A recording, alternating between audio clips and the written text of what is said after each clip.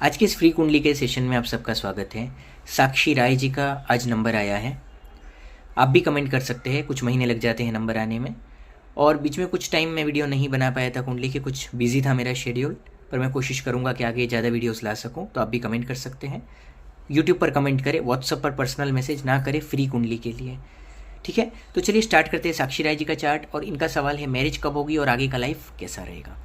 तो देखिए, इनका जो चार्ट है वो कर्क लग्न का है। पहले हम ओवरऑल पूरी कुंडली देख लेते हैं, उसमें ये सारे इनके दोनों सवाल भी आ जाएंगे और दूसरा भी ओवरऑल सारा सब कुछ आ जाएगा। तो लग्न का मालिक 5वें घर में नीच का है। अब लग्न का मालिक नीच का होने से क्या होता है, पंचम भाव होता है संतान का, प्रेम का, पढ़ाई का। तो ये सारी चीज़ों में बाधाएं उत्पन्न करता है, क्योंकि देखिए जिस तरह मंगल शुक्र 12वें घर में बैठे हैं, तो पंचमें शुक्र मंगल गया है, शुक्र के साथ संबंध हुआ है, तो कहीं ना कहीं लव मैरिज की तरफ भी इंटरेस्ट देता है, लेकिन चंद्रमा उस चीज़ को आगे ही नहीं बढ़ने देता है। तो चंद्रमा वहाँ पे भी कट ले आता है। दूसरी चीज़, जब संतान में डिले भी करवाता है नीच का ग्रह पंचम भाव में। और तीसरी बात कि जब शादी के बाद जब प्रेगनेंसी ठहरेगी तब भी ज़्यादा ध्यान रखना होगा, नहीं तो कई बार कुछ संतान संबंधी कॉम्प्लिकेशन, कुछ हेल्थ इशू भी उस टाइम आ सकते हैं। और लग्नेश जब नीच का होता है तो कई तरह की बाधाएं, कई तरह की रुकावटें लाइफ में देता है।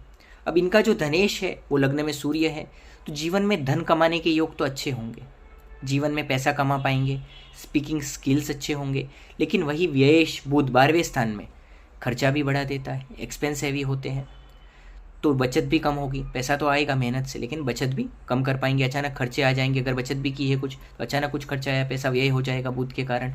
और बुध राहु वहाँ पे होने के कारण बुध कर्क लग्न की कुंडली में इतना शुभ नहीं माना जाता है। 12वें और तीसरे भाव के वे स्वामी होते हैं, तो थोड़ा बोलने पर भी संयम रखना चाहिए। स्पीकिंग स्किल्स अच्छे होने के बावजूद भी कई बार गुस्से में आप आर्ग्यूमेंट्स में, कई बार आप सामने वाले के साथ आपका कुछ बॉन्डिंग खराब हो सकता है, चाहे आपका वर्क प्लेस हो चाहे फैमिली हो। तो ये कुछ चीज़ें ध्यान रखनी होगी। पैसे को भी प्लानिंग के साथ खर्च करना चाहिए।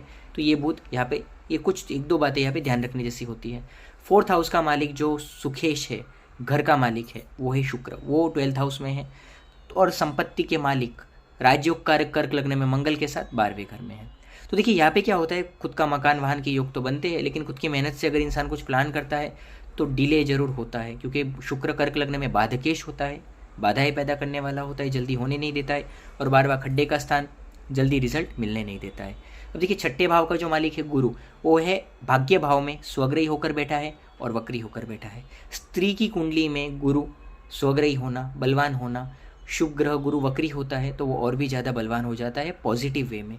तो गुरु का इतना बलवान होना आपके लिए पॉजिटिव है, शादी के लिए वो एक बहुत बड़ा सपोर्टर है। लेकिन यहाँ पे क्या हो रहा है कि वो पाप कर्तरी में है, एक तरफ उसके शनि बैठे हैं, एक तरफ उसके केतु बैठे हैं, तो वो खुद भी अपना असर खुल के दे नहीं पा रहा है, क्योंकि कुंडली में लेट होने के काफ़ी योग है।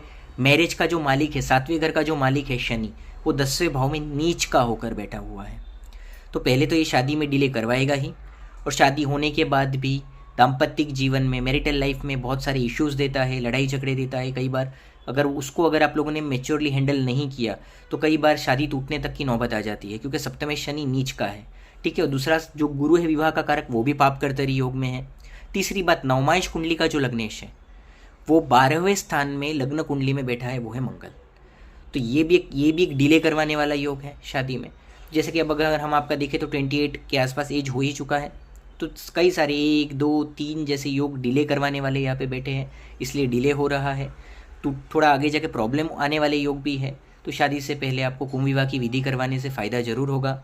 और देखिए दूसरी चीज़ क्या है, यहाँ पे आपके जो 8वें घर में है वो केतु बैठा हुआ है, तो वो भी मैरिज लाइफ के लिए 7वें 8वें घर में केतु अच्छा नहीं माना जाता है। 7वां घर जैसा मैरिड लाइफ का होता है, 8वां घर पति पत्नी में वियोग का होता है, और केतु वियोग का कारक होता है।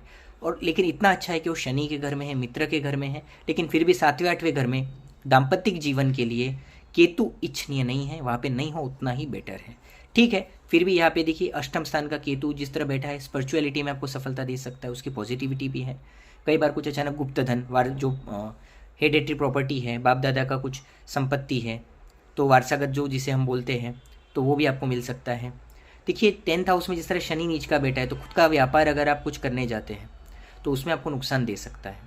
तो जॉब ज़्यादा बेटर रहती है, लेकिन जॉब के भी कारक अगेन शनिदेव है, तो वहाँ पर देखिए जॉब बेटर रहेगी क्योंकि वहाँ पे नुकसान नहीं होगा, लेकिन वहाँ पर आपको सेटिस्फेक्शन में कमी आएगी। ठीक है। देखिए अब लाभ स्थान का जो मालिक है वो है मंगल, वो भी 12वें घर में है। तो कई बार जन्म स्थान से दूर अगर आप जाते हैं तो वहाँ पे जॉब करने से, काम करने से आपके प्रगति के योग ज़्यादा बनेंगे। 12th हाउस का जो मालिक है यहाँ पे बुध, अगेन वो दूसरे भाव में है, जैसा हमने पहले चर्चा किया था कि बचत कम करवाएगा, मंगल शुक्र है। तो कर्म स्थान का मालिक भी मंगल 12वें घर में है, यानी जन्म स्थान से दूर आपके लिए ज़्यादा सफलता के योग यहाँ पे बना रहा है चार्ट। तो ओवरऑल लाइफ कैसी रहेगी वो भी हमने देखा, शादी का भी हमने ओवरऑल में देखा कि क्या योग है। देखिए अभी का जो एट प्रेजेंट पीरियड चल रहा है 24/10/2025 तक बुध की दशा में सूर्य चल रहा है, और सूर्य फैमिली हाउस का मालिक होकर लग्न में बैठा है, ठीक है। और जो गोचर है गुरु का ट्रांजिट वो भी मई महीने तक 7th हाउस में हो रहा है आपकी राशि से। तो अभी जो देखिए या तो आपका दिसंबर तक जो 2024 का पीरियड था तब तक ही एंगेजमेंट हो जाना चाहिए था, लेकिन दूसरे ग्रह नेगेटिव बहुत हैं। अगर तब तक नहीं हुआ है, फिर कुछ डिले हुआ है या फाइनल होते होते कैंसिल हो जाता है ऐसी कुंडलियों में, अगर ऐसा कुछ हुआ है तो आपको देखिए मई महीने तक बहुत इंपॉर्टेंट है। तो अगर जरा भी अभी अगर कुछ समझ पड़ता है आपको तो ये पीरियड काफ़ी बेहतर है, गुरु का भी सपोर्ट है, दशा का भी सपोर्ट है, आगे बढ़ना चाहिए। आपके लिए समय अभी सपोर्टिव चल रहा है, काम होगा। और यहाँ पे एक अच्छी क्वालिटी का गुरु रत्न पहनना चाहिए। गुरु का रत्न होता है पुखराज, क्योंकि गुरु पाप कर्तरी में बैठा हुआ है, स्त्री की कुंडली में शादी कराने के लिए बहुत बड़ा योगदान होता है। एक अच्छी क्वालिटी का ईरानी फिरोज़ा भी पहन सकते हैं साथ में, क्योंकि शादी कराने के लिए ईरानी फिरोज़ा से बहुत ही अच्छे चमत्कारिक रिजल्ट देखने को मिलते हैं। धन्यवाद। ऐसे कुंडली की वीडियोज़ के लिए लाइक शेयर सब्सक्राइब करिए। मिलते हैं अगली वीडियो में। धन्यवाद।